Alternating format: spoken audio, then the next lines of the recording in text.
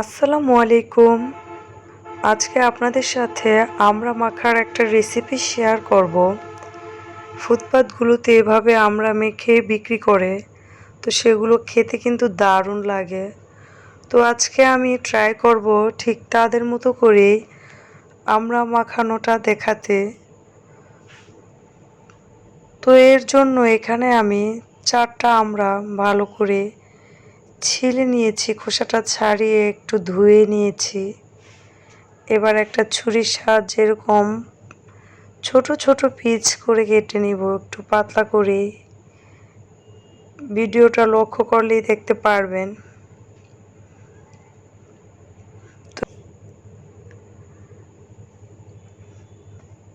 আমড়াতে কিন্তু প্রচুর পরিমাণে ভিটামিন সি আছে।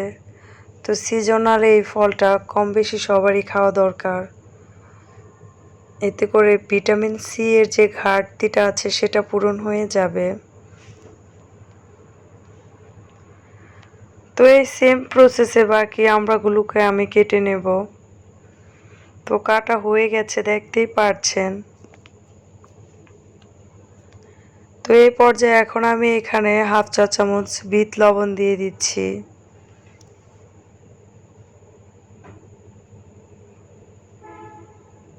এবার এখানে দিয়ে দিচ্ছি শুকনো মরিচের গুঁড়ো। মরিচটা আগে থেকে টেলে আমি একেবারে মিহি করে ফাঁকি করে নিয়েছি। এবার এখানে আমি হাফ চা চামচ চিনি দিয়ে দিচ্ছি। কাসুন্দি দিয়ে দিচ্ছি 1 চা চামচ।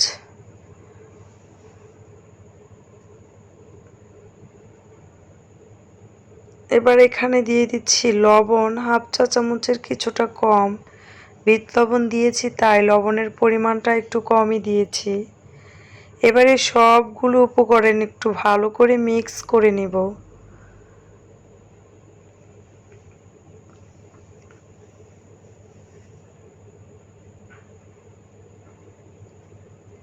তো দেখতেই পারছেন মিক্স করা হয়ে গেছে, অনেকটাই লোভনীয় হয়েছে।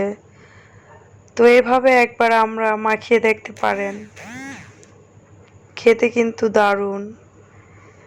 এটার সাথে বাড়তি চিনিটা অ্যাড করার কারণে স্বাদটা আরও বেশি বেড়ে যায়।